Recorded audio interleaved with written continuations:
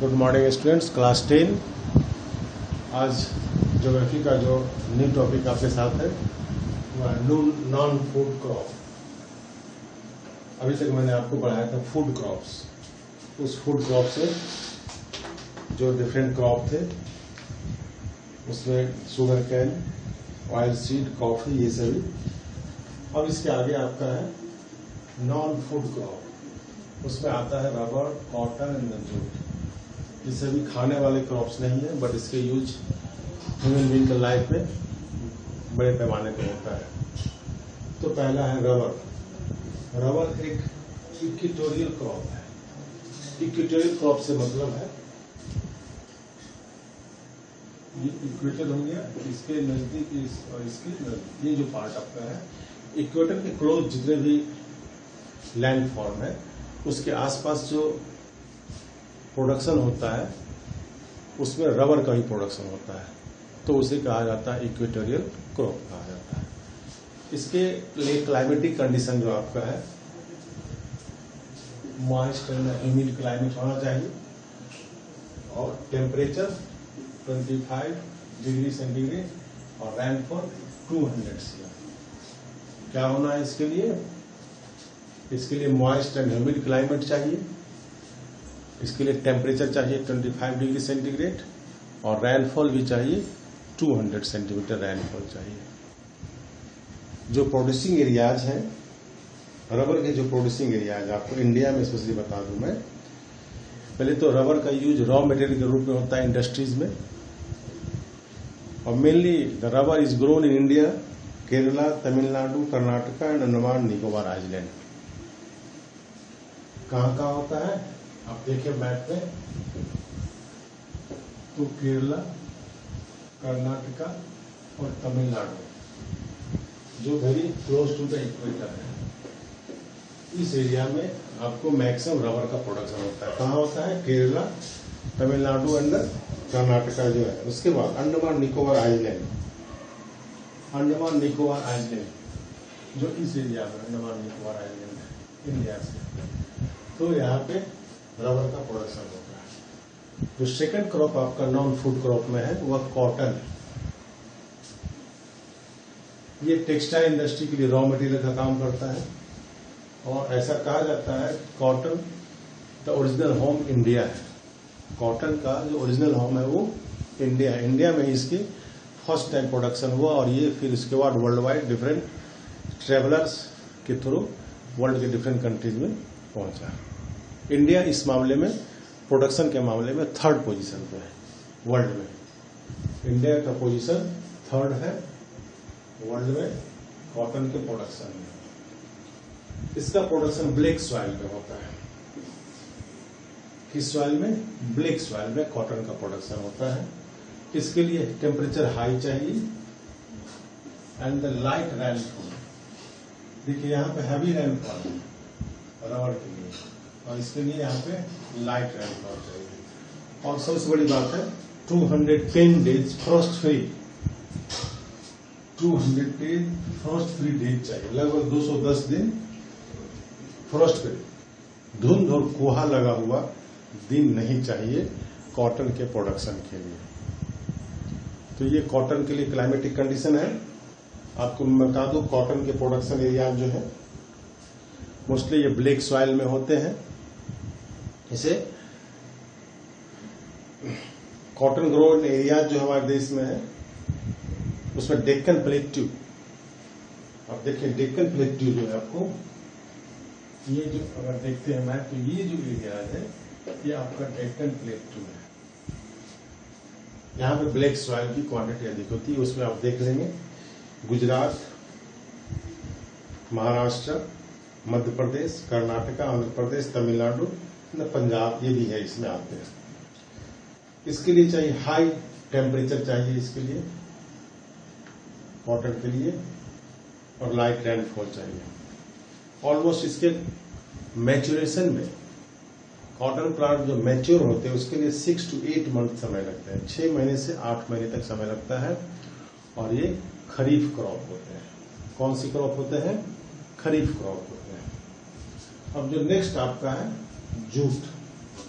जिसे आप golden fibre के नाम से जानते हैं। मोस्टली इसके लिए इसका प्रोडक्शन फ्लड प्लेन में होता है।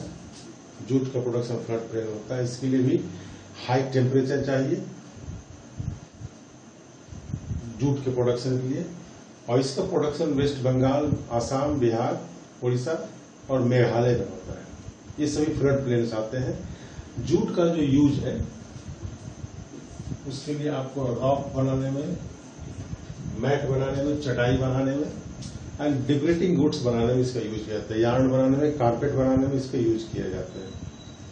लेकिन इसके हाई कॉस्ट के कारण इसका मार्केट धीरे धीरे डाउन होता चला जा रहा है और इसके सब्स्टिट्यूट के रूप में आपको सिंथेटिक फाइबर उभर कर सामने आ रहे हैं। हालांकि गवर्नमेंट जूट के प्रोडक्शन के लिए अलग एक इंस्टीट्यूशन का फाउंडेशन कर रही है और जूट के प्रोडक्शन को बढ़ावा देने के लिए इसमें कई प्रोग्राम स्टार्ट किए, गवर्नमेंट ने कई प्रोजेक्ट स्टार्ट किए। ठीक है, तो ये आपका rubber, cotton and the jute जो नॉन फूड क्रॉप में आते हैं। नेक्स्ट टॉपिक आपका है फूड सिक्योरिटी। फूड सिक्योरिटी से आप इसका ये आप थिंकिंग समझेंगे, इसका मतलब ये आप समझेंगे फूड सिक्योरिटी से the availability of food grain to the all section of the society on reasonable rate. Food को रीजनेबल रेट, जो कंज्यूमिंग फूड्स है, गेहूं, चावल, दाल जो भी है, इस सभी को एक रीजनेबल रेट पे ऑल सेक्शन ऑफ सोसाइटी को प्रोवाइड करना ही फूड सिक्योरिटी कहलाता है।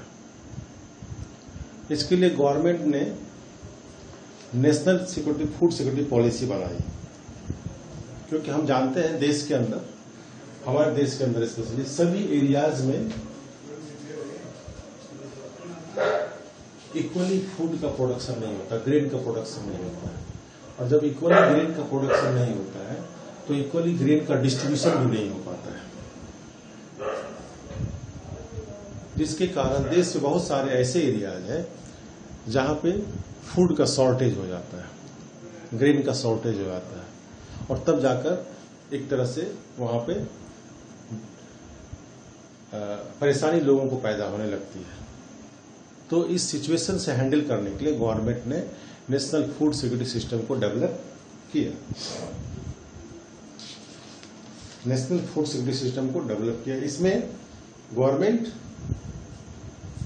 रिमोट एरियाज में स्पेशली, और जहां नेचुरल डिजास्टर आते हैं, जहां फूड स्कार्सिटी होती है, वहां पे फूड ग्रेन की सप्लाई करने की रेस्पॉन्सिबिलिटी एजेंसी को देती है। उसमें इसके जो दो कंपोनेंट है, जो प्रोक्योरमेंट करते हैं and the supply of the grain करते हैं, फूड सिक्योर करते हैं, वो दो कंपोनेंट्स है, buffer stock and the PDS. Buffer stock से मतलब है ग्रेन का स्टॉक बनाना। तो कैसे स्टॉक बनता है ग्रेन का, इसमें थोड़ा सा टेक्निकली इसका जान लें। At the time of the sowing of the crops the government announce the minimum support price, इसे कहते हैं। गवर्नमेंट एटलीस्ट ये अनाउंस करती है किसान के लिए कि किसान एग्रीकल्चर करे और उसे गवर्नमेंट के प्राइस पे परचेज किया जाएगा, गवर्नमेंट की एजेंसी उसे परचेज करेगी, दैट इज द एफसीआई। उसको परचेज करेगी, उसको स्टॉक करेगी, तो उसे क्या कहा जाता है, बफर स्टॉक कहा जाता है। इसके बाद फिर एक सिस्टम दूसरा है पीडीएस, जिसे कहते हैं पब्लिक डिस्ट्रीब्यूशन सिस्टम कहा जाता है। तो इस पब्लिक डिस्ट्रीब्यूशन सिस्टम के थ्रू पुअरेस्ट पीपुल तक सब्सिडाइज रेट में फूड ग्रेन का सप्लाई करना, ये पीडीएस का काम है, जिसे कहा जाता है पब्लिक डिस्ट्रीब्यूशन सिस्टम कहा जाता है। इसका मेन ऑब्जेक्टिव क्या है, इस दोनों का मेन ऑब्जेक्टिव है, इस कंपोनेंट का availability of the food grain to the all section of the society and specially the poorest section of the society. ये मेन इसका ऑब्जेक्टिव है। ये फोकस देते हैं किस चीज पर, पहले ध्यान दीजिए, इनका फोकस होता है ग्रोथ एंड प्रोडक्शन। पहले इनका फोकस होता है कि मैक्सिमम से मैक्सिमम प्रोडक्शन किया जाए। तो कैसे प्रोडक्शन किया जाए, इसके लिए एग्रीकल्चर को मॉडर्नाइज किया जाता है। मॉडर्न मेथड ऑफ सिस्टम को यूज किया जाता है, हाई यील्डिंग वैरायटीज प्रोवाइड किए जाते हैं सब्सिडाइज रेट में, फर्टिलाइजर प्रोवाइड किए जाते हैं, और भी बहुत सारे जो इक्विपमेंट्स होते हैं एग्रीकल्चर से जुड़े हुए उसको सब्सिडाइज रेट में फार्मर तक पहुंचाया जाता है ताकि वो मोर एंड मोर प्रोडक्शन कर सके। इरिगेशन सिस्टम को डेवलप किया जाता है। सेम टाइम गवर्नमेंट किसान को अनाउंस करती है, बूस्टअप करती है उसके ग्रेन के प्राइस को फिक्स करके, और ये काम गवर्नमेंट करती है एमएसपी, एफसीआई एमएसपी के थ्रू। उसके बाद बीपीएल और एपीएल में सोसाइटी को फिर बीपीएल और एपीएल में बांटा जाता है, और बीपीएल और एपीएल को अलग अलग सब्सिडाइज रेट पे ग्रेन प्रोवाइड किए जाते हैं। तो ये आपका फूड सिक्योरिटी सिस्टम है। इसका मेन ऑब्जेक्टिव होता है क्या? To provide the grain to the all section of society at reasonable rate. ठीक है। अब इससे जुड़ा हुआ मैं आपको क्वेश्चन दे रहा हूं, उसे आप सेंड करेंगे। आपके लिए क्वेश्चन है, what is food security? Explain. Food security क्या है इसे एक्सप्लेन करें। हालांकि इस चैप्टर को आपने 9 में भी इकोनॉमिक्स में पढ़ा था, फिर भी आप इसे सॉल्व करके सेंड करेंगे। ओके।